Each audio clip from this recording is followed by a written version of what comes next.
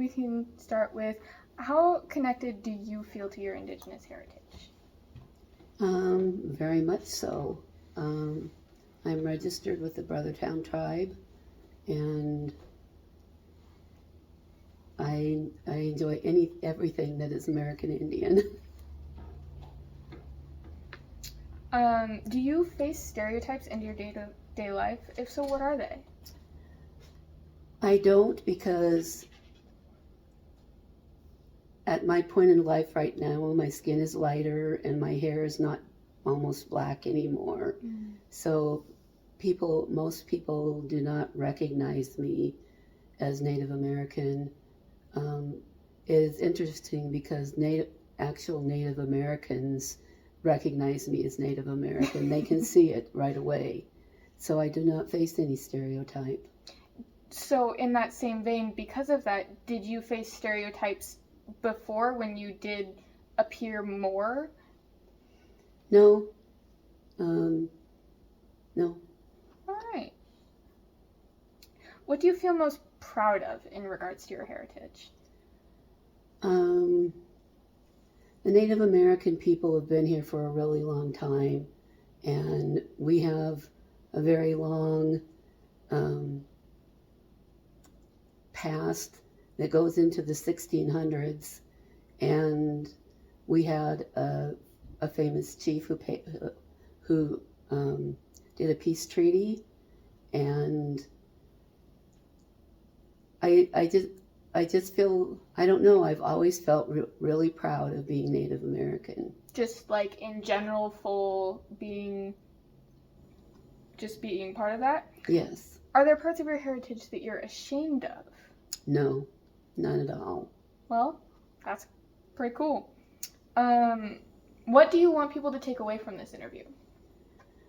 That Native Americans are just like anybody else, and that they should be treated the same as everybody else.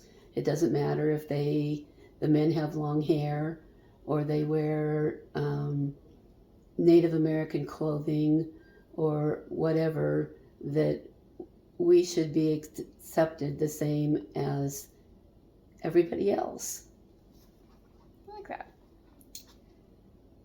Do you have any favorite or memorable traditions that have gotten passed down or that you will like to pass down? I have tried to pass down to all my family that it is really awesome to be a Native American, and that they should never have to be ashamed of that, and thus they are all proud to be a Native American too.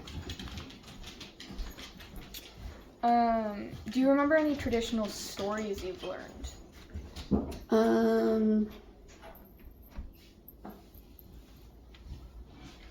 No. A lot of my relatives, clear back to like my grandma and my great aunts and uncles, they all tried to fit in to be into the general population.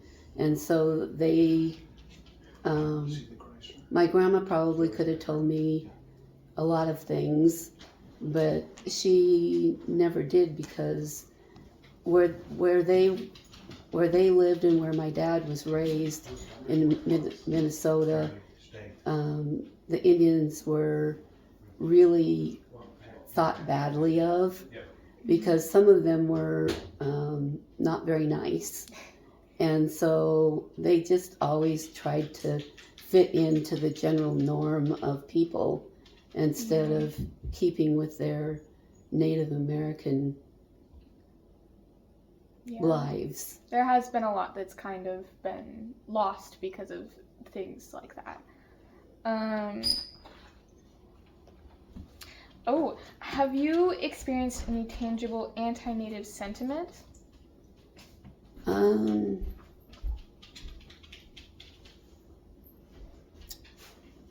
No. I feel strongly about the women, Native American women, and how badly they've been. They are targets for kidnapping and a whole bunch of bad things. They just disappear. And I have a nephew who works with the Indian Bureau, and the Indians do not like the regular law enforcement, and so it's hard for them to help bring these girls back. And I would say that's my biggest thing. Yeah.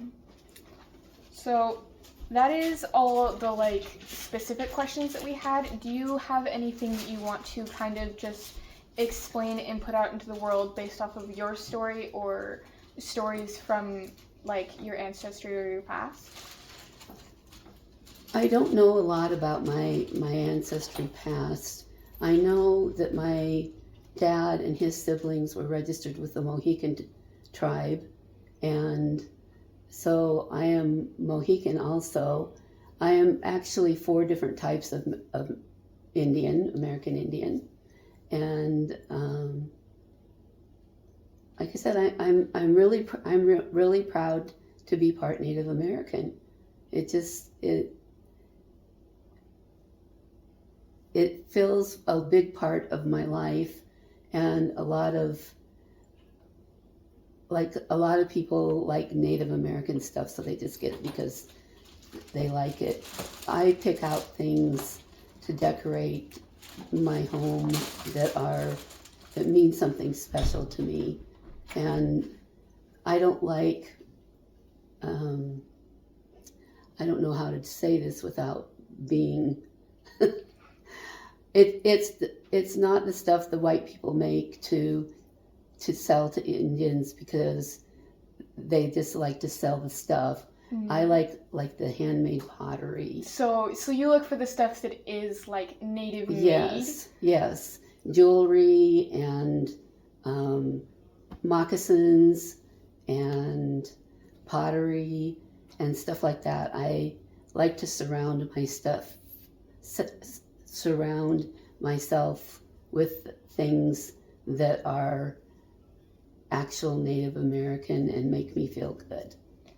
That's awesome. Have you done like research into how these different tribes might have affected the way that you grew up, or are there resources that someone like me might be able to go and find to maybe do research on their own about stuff like this? When I was a sophomore in high school, we had to do a term paper, and I did my term paper on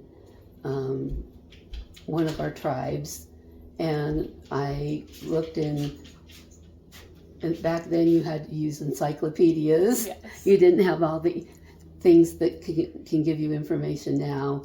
And I did a whole term paper. I drew pictures of how they dressed and where they lived and what their lives were like.